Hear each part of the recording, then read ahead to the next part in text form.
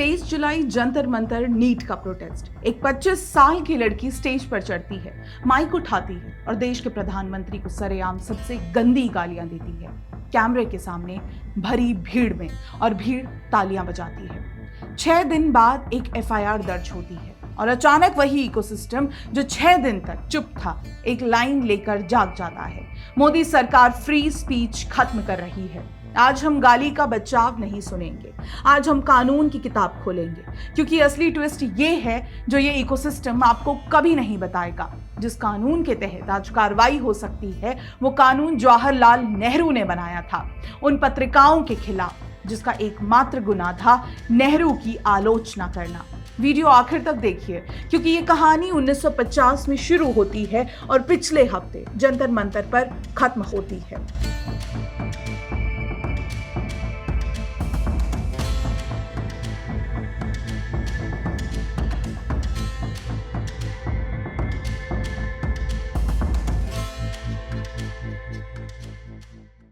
23 जुलाई 2026 को कॉकरोच जनता पार्टी के NEET UG protest में जंतर मंतर पर रुचिका सिंह नाम की एक लड़की ने उम्र 25 साल, नोएडा सेक्टर 168 की रहने वाली, उसने जो कहा वो हम इस चैनल पर दोहराएंगे नहीं। वीडियो वायरल हो चुकी है, ऐसी गालियां जो छापी नहीं जा सकती। उसने प्रधानमंत्री से यहां तक कहा कि वो अपनी जान दे दे। ये आलोचना नहीं थी, ये असहमति नहीं थी, ये सीधी सीधी गाली थी। 29 जुलाई को सुप्रीम कोर्ट की एक वकील स्मृति सिंह ने शिकायत दर्ज कराई। नोएडा पुलिस ने एक्सप्रेसवे थाने में 0 एफआईआर दर्ज की। भारतीय न्याय संहिता की 3 धाराओं में धारा 352 शांति भंग करने के इरादे से जानबूझकर अपमान, धारा 353 पब्लिक में गड़बड़ी फैलाने वाले बयान, धारा 356 मानहानि। केस दिल्ली के पार्लियामेंट स्ट्रीट थाने ट्रांसफर हुआ। पुलिस के मुताबिक आरोपी फरार है। बस इतना ही है पूरा क्रैकडाउन। एक एफआईआर जो सरकार ने नहीं, एक आम नागरिक ने दर्ज कराई, उन धाराओं में जो किसी न किसी रूप से 100 साल से भी ज्यादा पुरानी है। और फिर भी कुछ ही घंटों में आउटरेज की मशीन चालू हो गई। कांग्रेस के नेता, सीजेपी के समर्थक, वही जाना पहचाना गैंग, सब एक ही गाना गा रहे हैं। फ्री स्पीच पर हमला हो रहा है। तो चलिए फ्री स्पीच की ही बात करते हैं, पूरी बात। 2007 के बाद पैदा हुए हर दर्शक से एक सवाल है। आपके सुनकर बड़े हुए हैं कि अभिव्यक्ति की आजादी अनलिमिटेड है, कुछ भी बोल दो, संविधान बचा लेगा। गलत। और अब वो बात जो स्कूल में आपको कभी नहीं पढ़ाई गई। पूरे 16 महीने ऐसे थे जब भारत में लगभग पूरी तरह से फ्री स्पीच थी। जनवरी 1950 से जून 1951 तक 16 महीने बस। छीनी किसने? मोदी ने नहीं, बीजेपी ने नहीं, आरएसएस ने नहीं, जवाहरलाल नेहरू ने, देश के पहले प्रधानमंत्री ने, उसी पार्टी के नेता ने जो आज देश को फ्री स्पीच का पाठ पढ़ाती है। और उन्होंने ये आजादी क्यों छीनी? यही वो कहानी है जो कांग्रेस और सीजेपी के पूरे स्टैंड को एक झटके में ध्वस्त कर देती है। जनवरी 1950 संविधान लागू होता है। अनुच्छेद 19(1)(a) बोलने और अभिव्यक्ति की आजादी।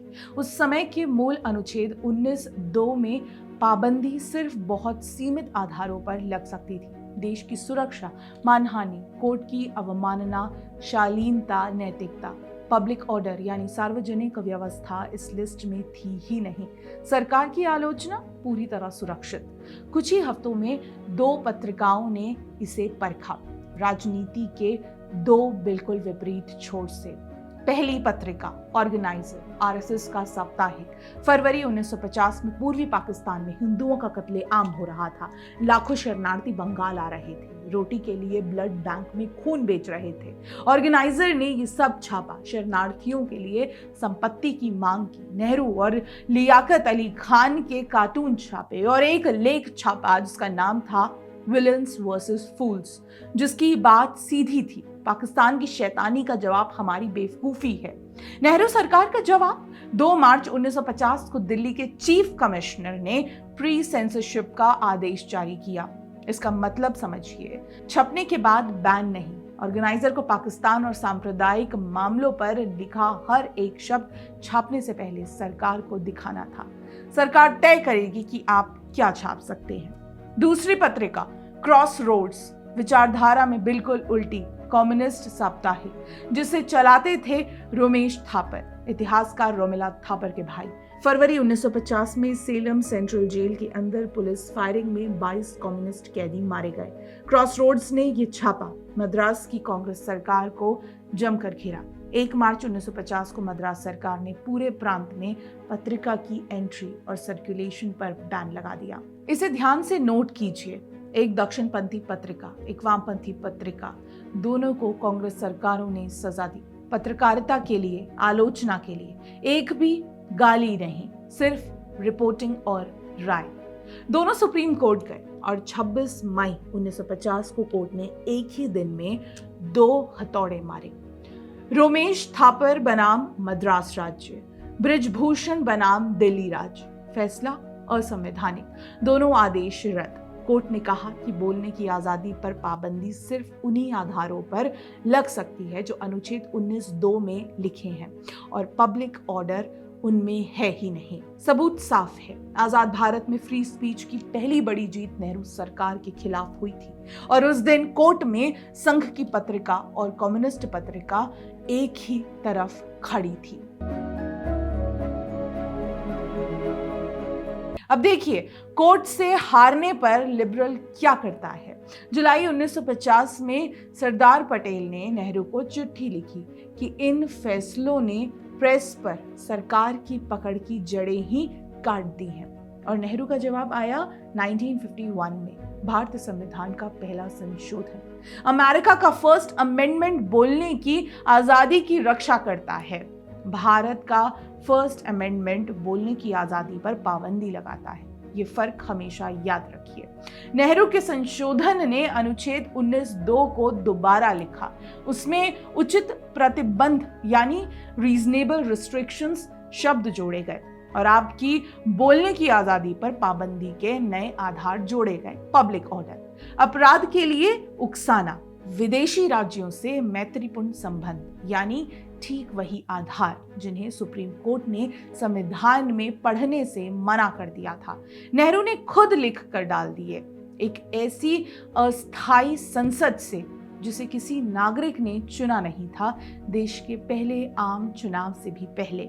और ये संशोधन इतिहास नहीं है, ये आज का कानून है। अभी इसी वक्त पिछले 75 इयर्स में भड़काऊ भाषण की हर FIR, पब्लिक ऑर्डर की हर पाबंदी उसी नींव पर खड़ी है जो नेहरू ने 1951 में डाली थी। पैटर्न साफ है, पिंजरा कांग्रेस ने बनाया, ताला कांग्रेस ने लगाया और चाबी 60 साल तक कांग्रेस के पास रही, जिसका इस्तेमाल हुआ कम्युनिस्टों पर, संपादकों पर और इमरजेंसी में पूरी प्रेस पर। अब वापस आइए 2026 में जंतर मंतर। रुचिका सिंह ने क्रॉस रोड्स की तरह किसी नरसंहार की रिपोर्टिंग नहीं की, ऑर्गेनाइजर की तरह किसी शरणार्थी संकट को दर्ज नहीं किया। वो स्टेज पर खड़ी हुई और गालियां दी और इसके खिलाफ कार्रवाई क्या है? एक FIR जो एक प्राइवेट वकील ने दर्ज कराई, देश के सामान्य कानून के तहत, उस कानून के तहत जिसका संवैधानिक बुनियाद खुद नेहरू का संशोधन है। और बचाव में कौन खड़ा है? कांग्रेस का इकोसिस्टम, CJP, वही राजनीतिक परंपरा जिसने कार्टून छापने पर एक पत्रिका को प्री सेंसर किया, जेल फायरिंग की खबर छापने पर एक पत्रिका को बैन किया और जिसने ये मत भूलिए 1975 में पूरा संविधान ही सस्पेंड कर दिया था। यहाँ से एक सीधा सवाल निकलता है, अगर कार्टून छापने पर ऑर्गेनाइजर को बैन करना ठीक था तो सरेआम गाली देने पर एक FIR लोकतंत्र की हत्या कैसे हो गई? अगर नेहरू सिर्फ इसलिए संविधान बदल सकते थे कि 2 पत्रिकाओं ने उनकी आलोचना की, तो आज जब उन्हीं का बनाया कानून गाली गलौज पर लागू हो रहा है तो ऐतराज किस बात का? 75 इयर्स तक फर्स्ट अमेंडमेंट का बचाव करके आप जंतर मंतर की एक दोपहर के लिए एब्सोल्यूट फ्री स्पीच की मांग नहीं कर सकते। ये डबल स्पीक है और डबल स्पीक ही इस इकोसिस्टम की टूल किट है।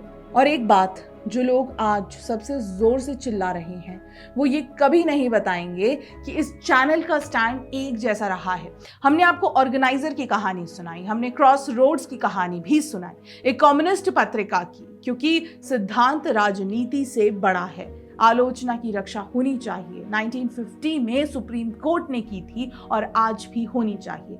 लेकिन गाली आलोचना नहीं है, अपशब्द कोई तर्क नहीं है और सामान्य कानून के तहत एक एफआईआर कोई इमरजेंसी नहीं। इमरजेंसी क्या होती है वो उनसे पूछिए जिन्होंने लगाई थी।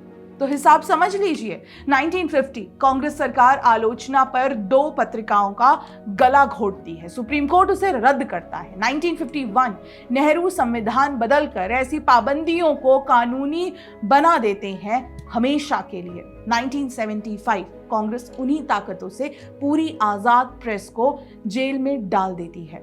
2026 सरेआम गाली पर एक एफआईआर होती है नेहरू के ही बनाए कानूनी ढांचे में, और कांग्रेस का इकोसिस्टम इसे तानाशाही बताता है। गाली की शैतानी का जवाब उसके बचाव की बेवकूफी है। यह लाइन 1950 में ऑर्गेनाइजर ने लिखी थी, आज भी उतनी ही सच है।